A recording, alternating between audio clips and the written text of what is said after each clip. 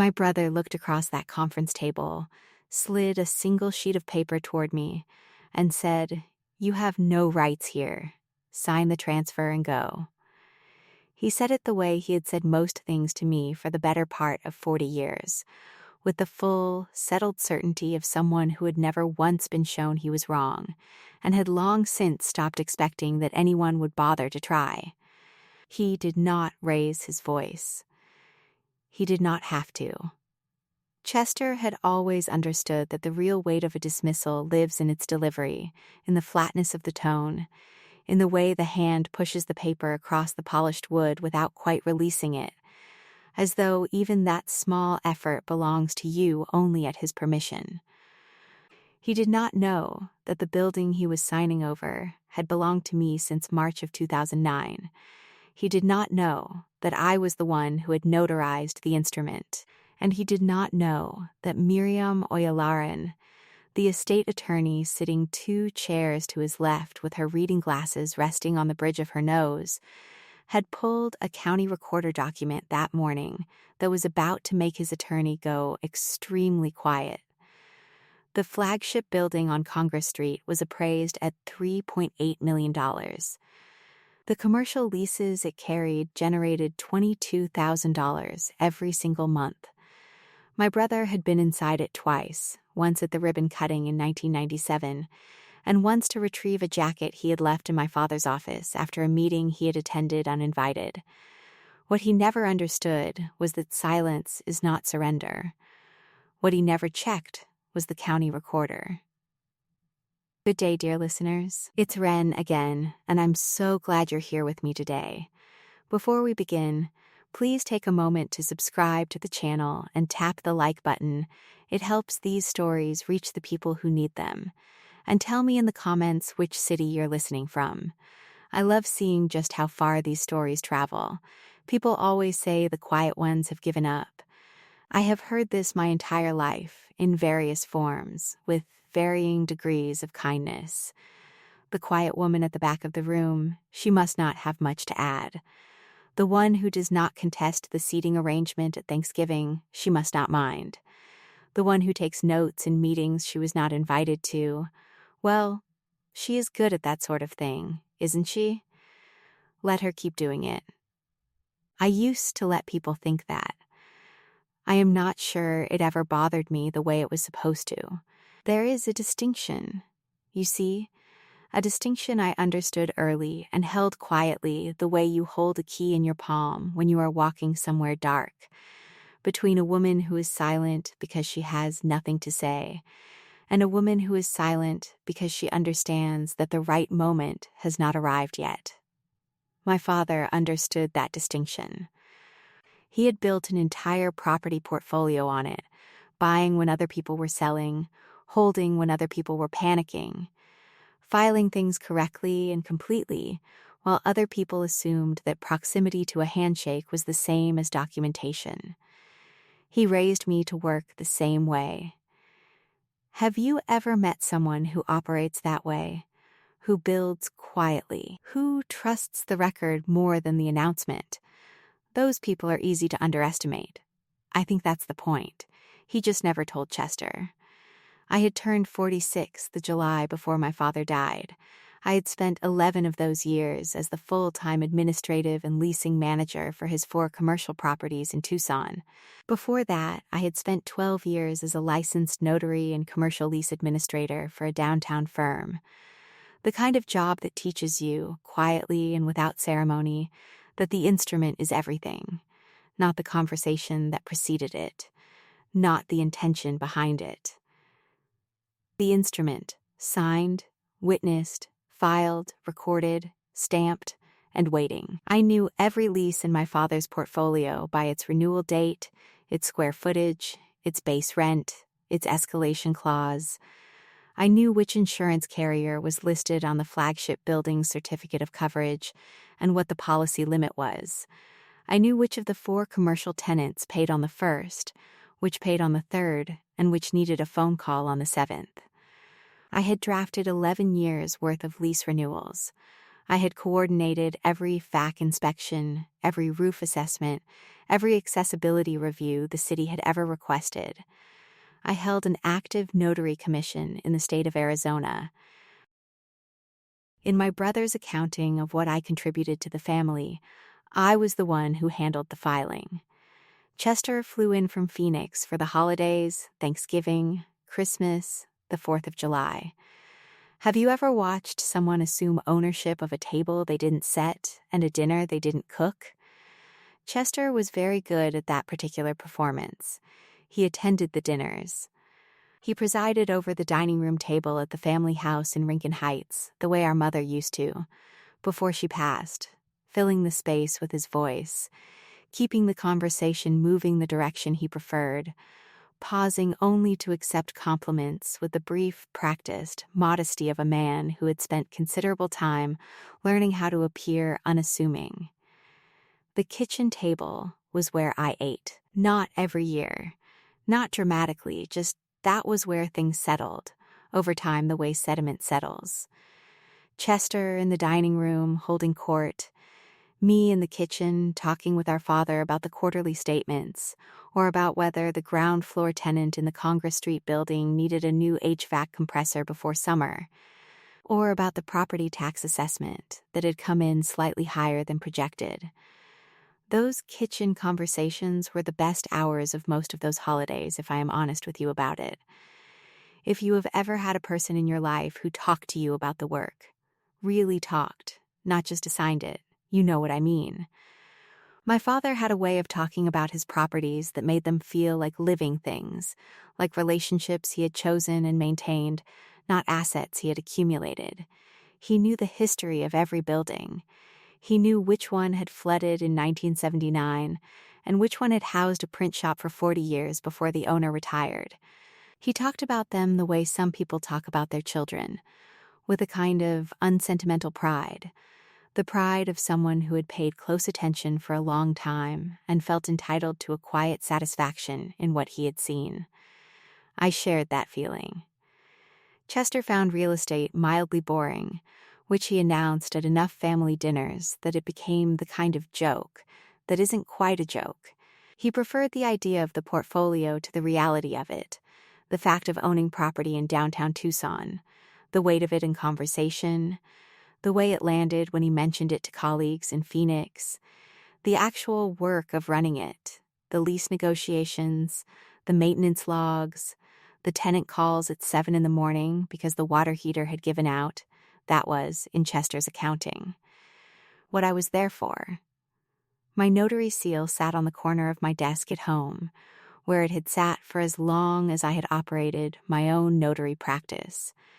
A small steel hand press, the kind that crimps the paper when you squeeze the handles, leaving a raised circle of text in the document's surface, my commission number, my name, my expiration date. I had used it thousands of times.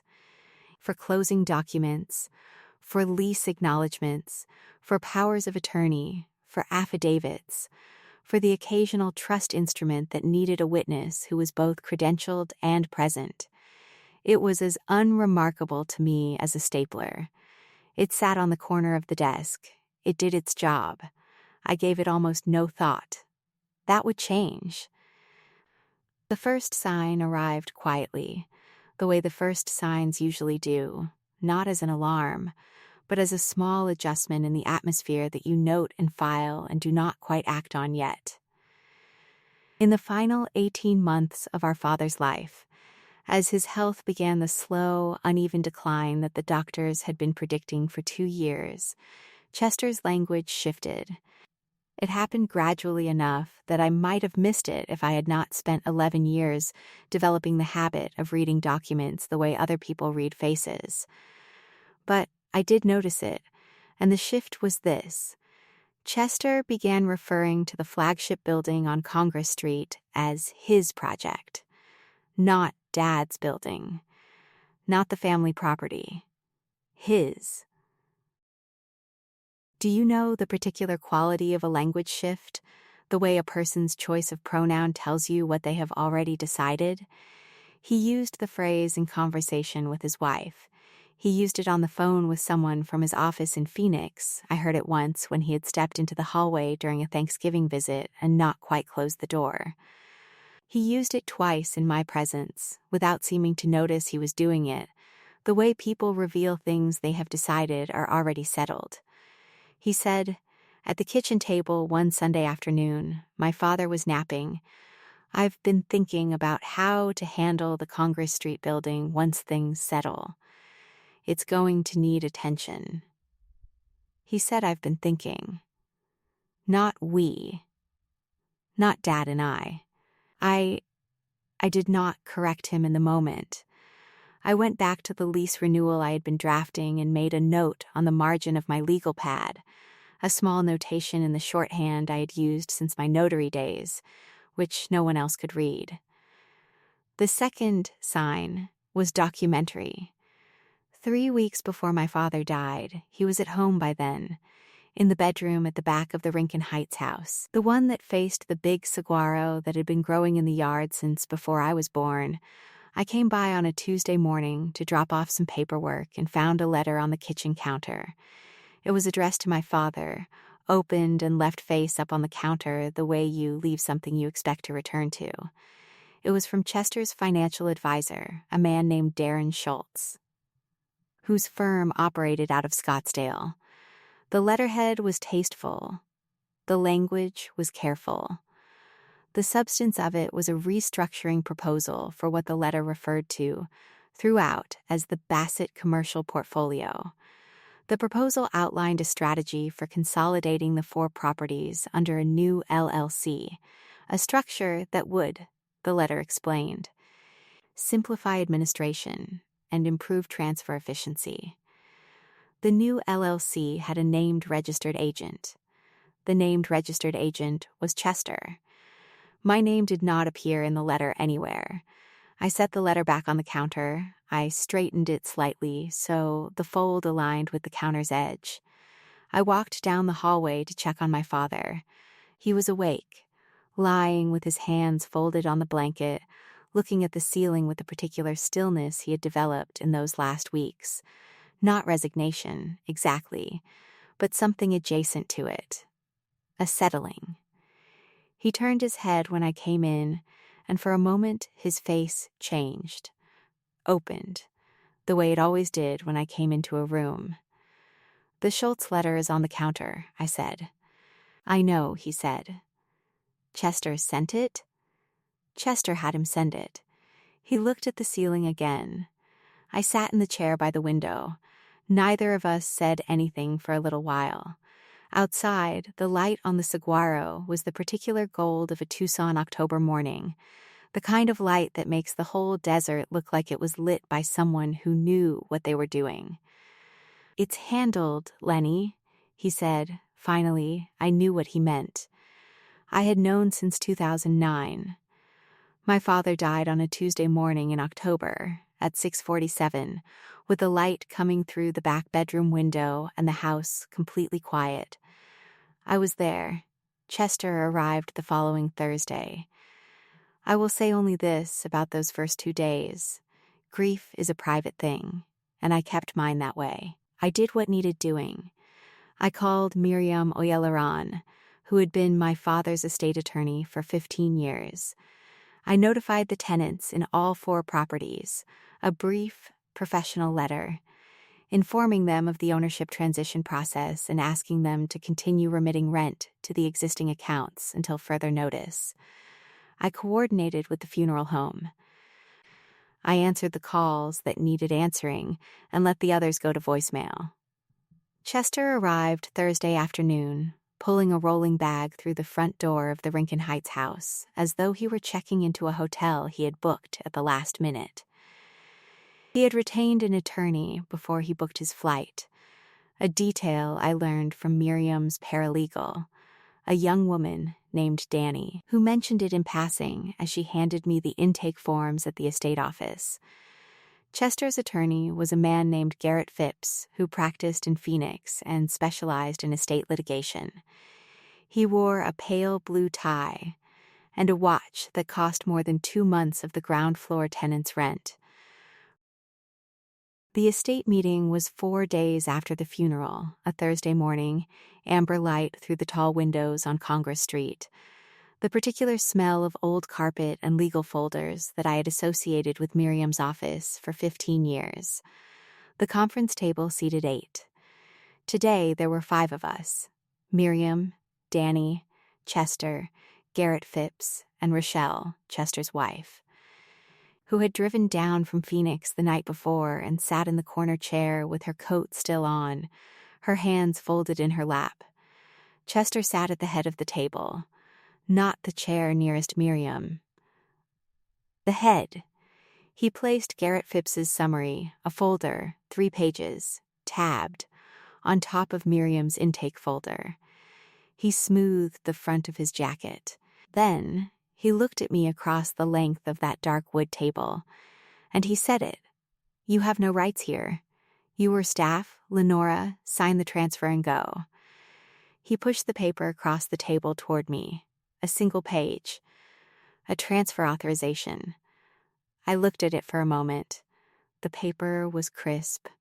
The language was standard. Chester's name appeared 3 times. Mine appeared once, in the signature block, above a line that read Authorized Transfer. I set my pen down on the table without picking it up, not dramatically. I did not push it away or make a show of it. I simply set it down, on the wood, parallel to the table's edge, and left it there. Then, I looked at Miriam. Miriam was watching me. She had removed her reading glasses. She always removed them before delivering important sentences. And she was watching me the way she had watched me for 15 years, with the particular attention of someone who knows there is more information in the room than is currently visible. I said quietly, "I'll need a few days before we proceed." Chester made a sound, not quite a laugh, not quite a sigh. The sound of someone managing the performance of patience. "Lenora," he said, "there's nothing to process. Dad's estate is clear. I'm the primary heir. You'll receive your share, we'll make sure you're taken care of. But the transfer needs to happen on the timeline the attorney has set, and that timeline starts today." I looked at him for a moment. "I understand," I said. And then I picked up my bag. That was all I said. And what else was there to say, really? The document existed. The recording existed. The timestamp existed. I picked up my bag, and I walked to the elevator, and I pressed the button, and I waited. And the doors opened, and I stepped inside. Chester called something after me. I did not catch the words, and I did not turn around to ask him to repeat them. The drive home from Congress Street felt like walking through a house I had grown up in and finding that someone had moved all the furniture. Have you ever had that feeling, the peculiar disorientation of a familiar space made strange? Not threatening, not destroyed, just wrong in every small way. Not destroyed it, just moved it, everything recognizable, nothing in its place. The late October light was going horizontal and gold over the Rincon Mountains, the way it does in the hour before the desert colors change, and I drove west with the sun at my back and did not listen to the radio. When I got home, I sat in my car in the driveway for a few minutes, which I do not usually do. The notary seal was on the desk inside, where it always was, where it had always been. I thought about it, briefly, in the way you think about a tool that has already done its work, with a kind of retrospective calm. It had done what it was built to do. The question now was only timing. My phone was in my bag.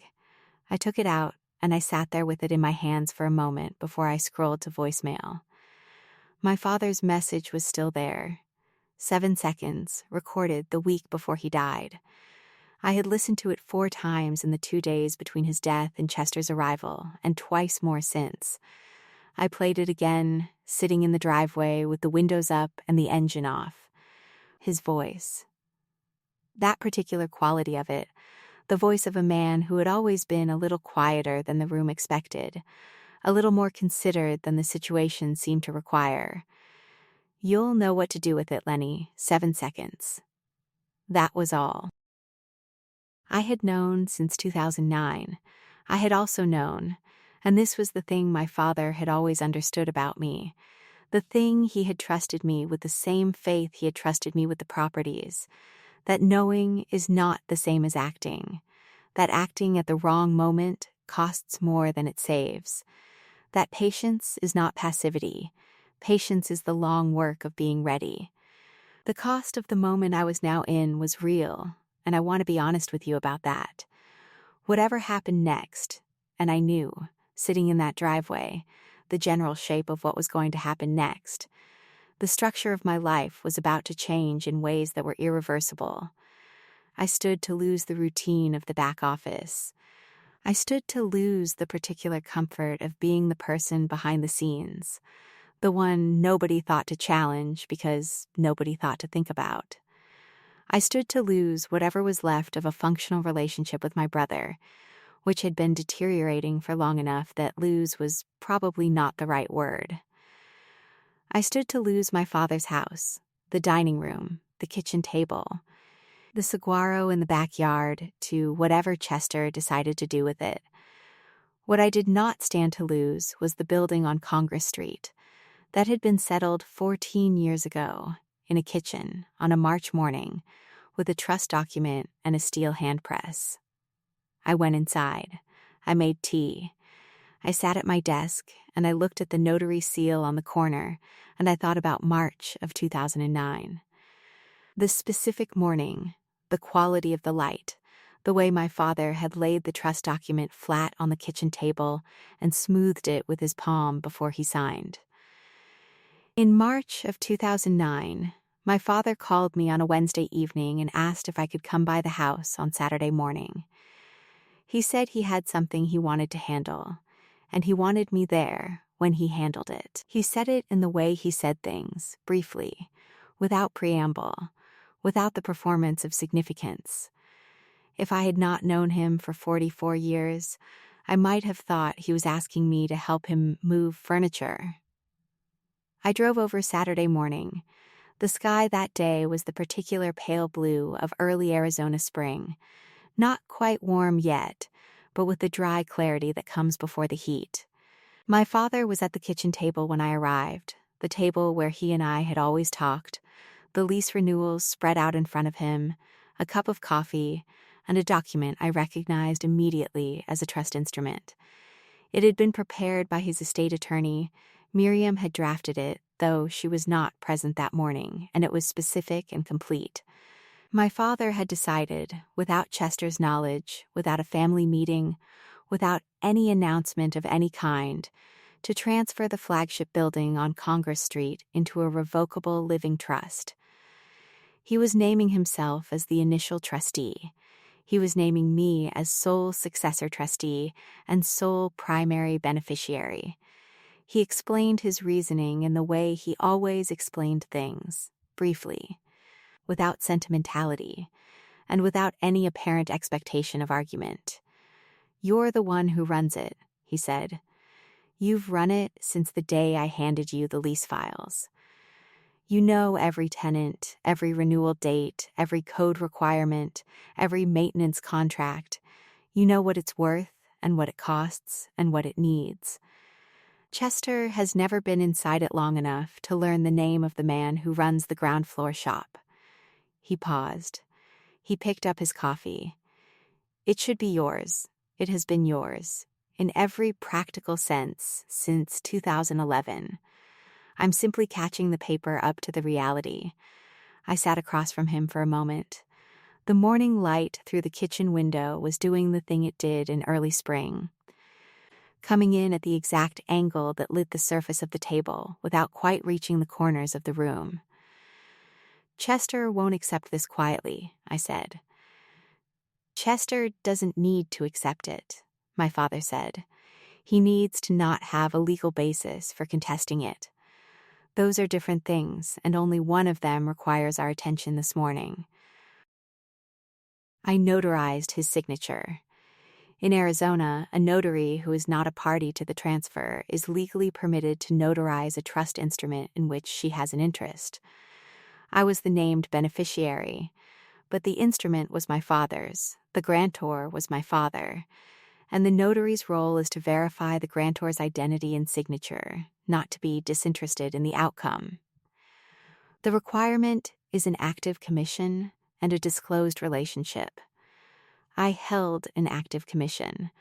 I disclosed my relationship in the notary acknowledgement block, in my own handwriting, in the margin of the document. I pressed the seal. The paper crimped under the handles, that small, clean, mechanical sound that I have heard thousands of times and that never sounds exactly the same twice. My commission number appeared in raised text in the surface of the document. My name, my expiration date. We drove together to the Pima County Recorder's office on Cushing Street and filed the instrument ourselves. In person. Because my father trusted in-person filings more than electronic ones, and because he wanted to watch the timestamp go into the system with his own eyes. The clerk stamped it.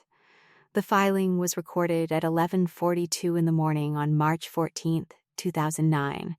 Grantor Franklin Bassett Sr., grantee Lenora Bassett as successor trustee. The commission number of the notary who had acknowledged the grantor's signature printed in the stamp block at the bottom. On the way home, my father stopped at a bakery on 4th Avenue and bought pan dolce. We ate it in the car with the windows down. I placed my copy of the instrument in a craft envelope and filed it in the cabinet in my home office, behind 11 years of lease files, the accordion folder labeled Congress Saint/Annual. I labeled the envelope in my own handwriting, in the same shorthand I used for everything. The date, the instrument type, the recording number.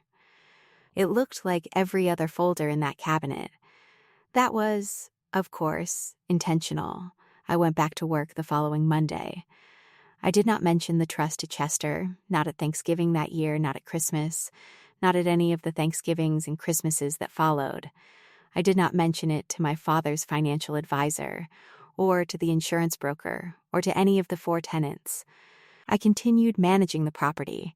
I continued filing the lease renewals, approving the invoices, coordinating the inspections. Every document I signed was signed as authorized agent. Every certificate I filed listed me as property management contact. The craft envelope stayed in the cabinet behind the lease files, where it had always been, waiting for the moment when waiting was finished. I returned Miriam's call that same evening, after I had sat in the driveway and listened to my father's voicemail. I told her, calmly and without extensive detail, that there was a recorded trust instrument affecting the flagship building, and that she should pull the Pima County Recorder's record before the next meeting. There was a pause on her end, the particular pause of someone whose professional habits are telling them to be careful before they are surprised. "I'll pull it tonight," she said.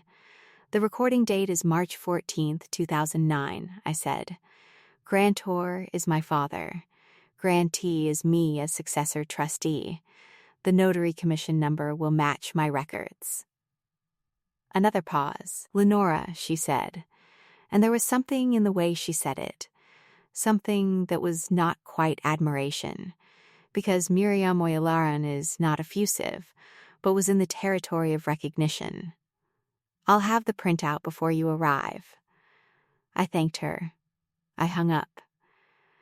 I made another cup of tea and sat at my desk with the notary seal in front of me. I had picked it up from the corner and was holding it.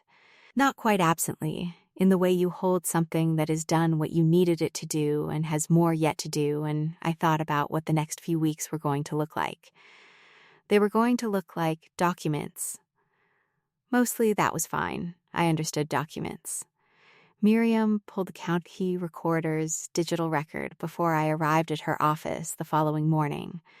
When I walked in, the printout was already on the conference table. A standard pale yellow county document, folded in thirds, The kind of document that looks so official and unremarkable that its significance is invisible to anyone who does not know what they are looking at. Miriam was standing at the window, her glasses in her hand. She turned when I came in. "It's there," she said. "Exactly as you described. March 14th, 2009.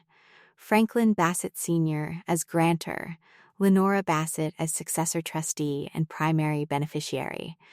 Notary commission number in the stamp block." She paused. "Did you know that Chester's attorney never ordered a full title search on the commercial properties?" I sat down. "Chester told him the commercial portfolio was handled," I said. Miriam looked at me for a moment over the tops of her glasses. "He assumed you meant handled in his favor. He assumed the inventory he had assembled was complete," I said. "It was not."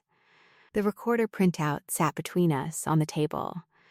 That ordinary, pale yellow sheet, the kind of document that looks like nothing until you understand that it is the only thing that matters.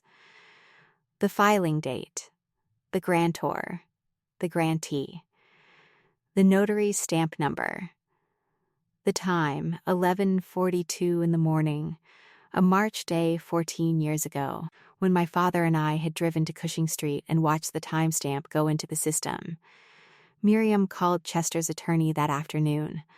I was not in the room for the call, but Danny was, and she described it to me afterward in the brief, precise shorthand of someone who had worked in estate law long enough to find drama faintly tedious. Chester's counsel, it transpired, had reached out to Miriam first, calling that morning before Miriam had gotten to him, to request a continuance on the estate proceedings.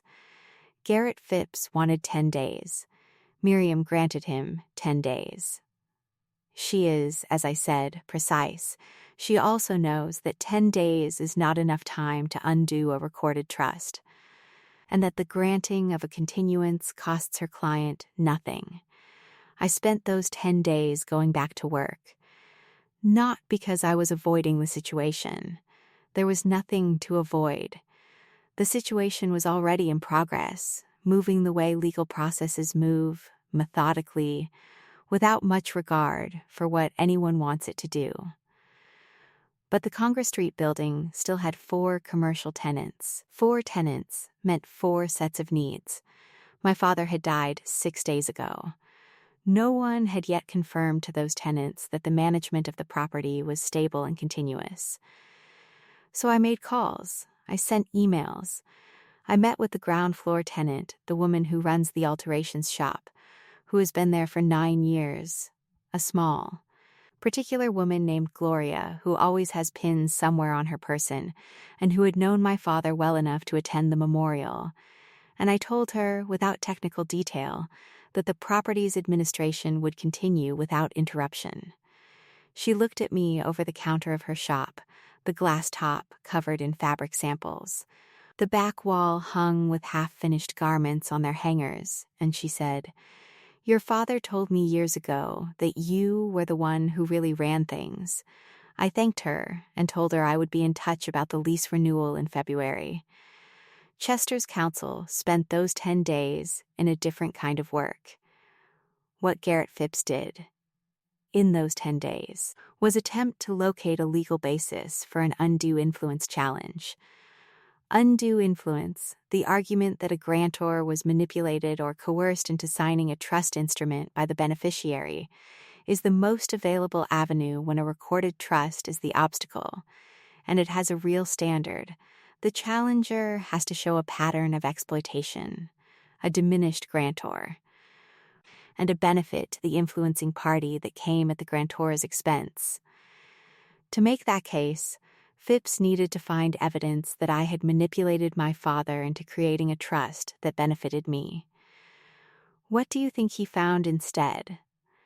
What he found instead, because it was what existed, was 11 years of arm's-length commercial lease management. Every lease agreement I had signed as authorized agent, 31 of them, across all 4 properties, covering renewals, amendments, and new tenancies. Every invoice I had approved, maintenance, utilities, insurance, assessments, with the dates and the amounts and the vendor names, every insurance certificate listing me as the authorized property contact, every piece of correspondence with the city's commercial development office, every annual statement filed with the county assessor's office. These were not the records of a woman who had inserted herself into a position of trust at a vulnerable moment. These were the records of a woman who had been doing this job for 11 consecutive years, systematically, correctly, without interruption. The tenants had paid their rent. The insurance had never lapsed. The maintenance had never fallen behind.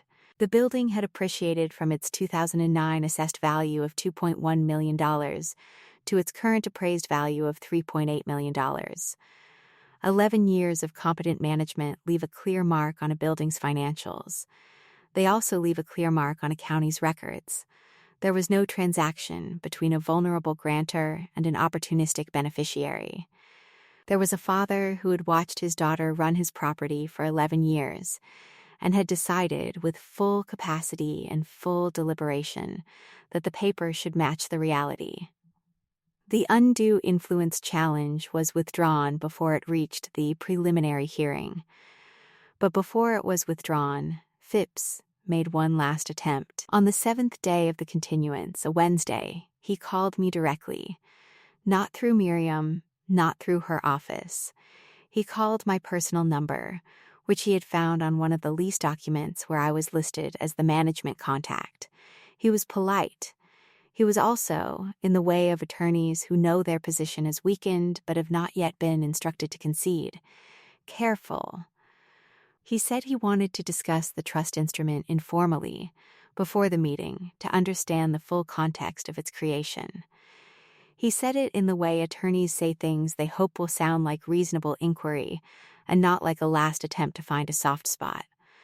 I told him that any discussion of the trust instrument should take place in Miriam's office with all parties present. He said he appreciated my directness.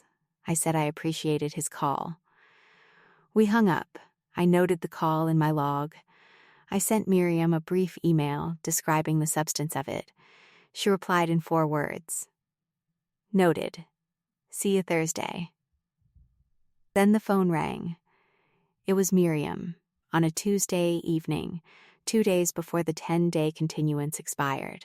She was calling from her office. I could hear the particular ambient quiet of the building after hours, the schvack cycling down. Phipps withdrew the challenge, she said. Filed the withdrawal this afternoon. He asked for a rescheduled meeting at the end of the month to finalize the transfer documentation. Did he say anything else? He said Chester wants to be in the room. I thought about that for a moment. Chester, sitting across from me. The conference table. The document. That's fine, I said. I thought you'd say that, Miriam said. There was a pause. Then she said, Lenora, you should know. I've been doing estate work for 23 years. I have seen a number of trust instruments. I have rarely seen one recorded this carefully, this completely, and with this quality of supporting documentation. She was not given to speeches. This was not a speech. It was a statement of professional assessment, offered once, without embellishment. Your father was a thorough man. He taught me everything I know about filing, I said. She made a sound that was close to a laugh. We hung up. The remaining 10 days before the rescheduled meeting passed the way the days before a deadline pass, with a heightened quality of attention, the sense that each task is both ordinary and final. I continued managing the properties. I renewed the insurance certificate on the Congress Street building, a renewal that was due regardless of the estate proceedings, because the building's coverage could not lapse while the transfer was pending. I reviewed the lease for the second-floor tenant, a small accounting firm that had been in the building since 2017, and drafted a renewal letter. I attended to everything that needed attending to, and I let the legal process do what legal processes do. Chester called me once during that period. On a Sunday afternoon, from a number I did not recognize at first. He had switched phones or was calling from a hotel, and I sat looking at the number for 3 rings before I answered. He did not lead with an apology. Chester does not apologize in the traditional sense, he reframes. He said, I think we may have gotten off on the wrong foot at the first meeting. He said, we, as though the wrong foot belonged to both of us equally. I said, what is it you'd like, Chester? He said he wanted to talk about the building. He said he felt the trust instrument needed to be examined more carefully, that it was possible our father had not fully understood its implications at the time of signing, that he, Chester, had information about their father's state of mind in 2009 that might be relevant. He said it carefully, the way a man says something he has rehearsed but is not confident in. I said, we can talk about it in Miriam's office. He said, I'd prefer to handle this between us, as a family. I thought about the kitchen table in Rincon Heights. I thought about which chair I had always sat in, and which room Chester had always occupied. We'll talk in Miriam's office, I said. That's where the documents are. He did not call again. The night before the rescheduled meeting, I sat at my desk for a while, not reviewing documents. I had reviewed them already, more than once, just sitting. In the way I sit when I am thinking about something that has been waiting a long time to be finished. The notary seal was on the corner of the desk, where it always was. I picked it up and held it for a moment, in both hands, the way you hold something that has been in service for a long time. It was not a sentimental gesture. It was the gesture of someone who has a particular respect for tools that do what they are built to do, cleanly and without excess. I set it back on the desk. I went to bed. The morning of the final meeting was a Thursday in late November. Have you ever walked into a room knowing something the other people in it don't know? Not with pleasure. I want to be clear about that. There is no pleasure in it. But there is a particular kind of steady calm, the calm of a person who has been carrying something for a long time and is about to set it down. You carry the record. And then you let the record speak. The air in Tucson had sharpened to the particular cool clarity of early winter, the desert's brief, beautiful approximation of cold, the kind that is gone by 10 in the morning, and that makes the light between 7 and 9 feel like a different element entirely. I arrived at Miriam's office on Congress Street 10 minutes early. Danny was at the front desk, and she handed me a cup of coffee without being asked, which told me she had either developed an instinct for reading people or had been briefed by Miriam, and I suspected both. I sat in the chair by the window and looked out at the street, the morning foot traffic, a woman walking a dog, a food cart that had not been there the last time I was here. Chester and Garrett Phipps arrived 7 minutes later. Chester came first through the door. He was wearing his gray suit, the one he wore to meetings he considered important, the one that was pressed 2 degrees too sharply. Rochelle had not come. It was only Chester and his attorney, and then Miriam, who emerged from her inner office and showed us all into the conference room with a particular calm efficiency that I had always admired in her. No ceremony, no unnecessary preamble, just a hand indicating the room, and a quiet, let's sit. Chester sat across from me for the first time since the first meeting. He had taken the chair on Phipps's left, not the head of the table this time. There was no head of table posture today. He sat with his hands in his lap and his jacket still buttoned, and the silver at his temples caught the window light. He did not look at me when we sat down. He looked at the conference table. Miriam set the trust instrument on the table in front of her, the original.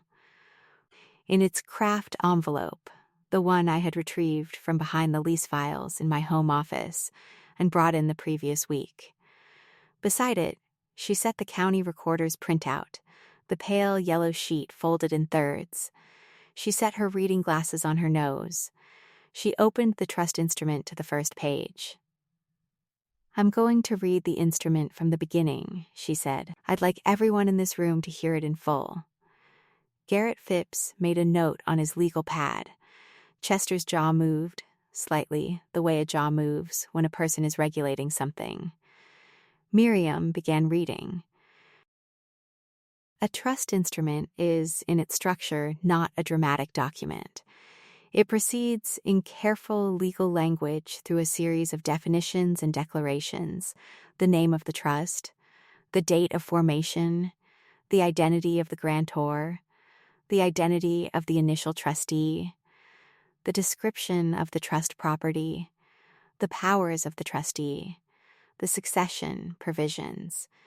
Miriam read it in the brisk, precise register she uses for all legal language, without inflection or emphasis, her voice moving through the paragraphs the way a river moves through a channel, without urgency, without pause, without particular drama. Chester's attorney was following along on a copy he had been provided.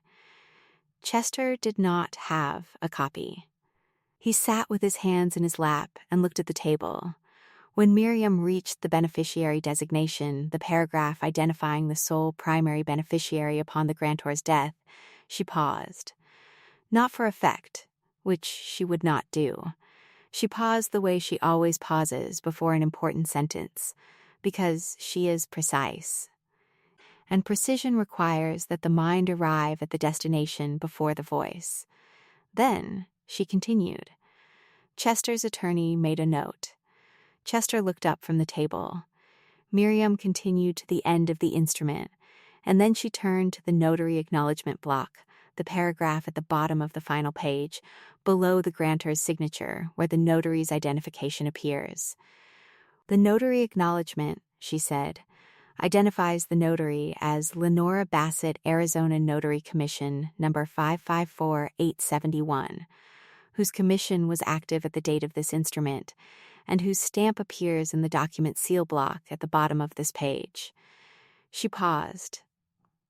Commission 554871 corresponds to the notary seal registered with the Arizona Secretary of State's office, issued to Lenora Bassett of Tucson, Arizona, and active from 2006 through 2010. Chester's attorney looked at his copy. Then he looked at me. Chester looked at the notary acknowledgement block. He looked at the number. He looked at the stamp.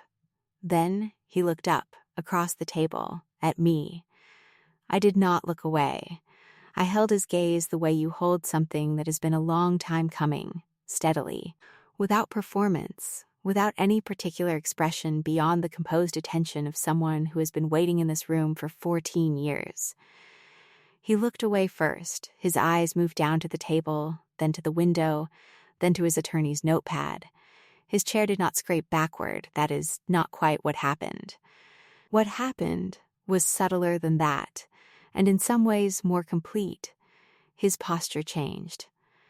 The careful erectness that he had carried into the room, the pressed suit, managed volume certainty that had always been his armor in spaces where he expected to prevail, it went out of him.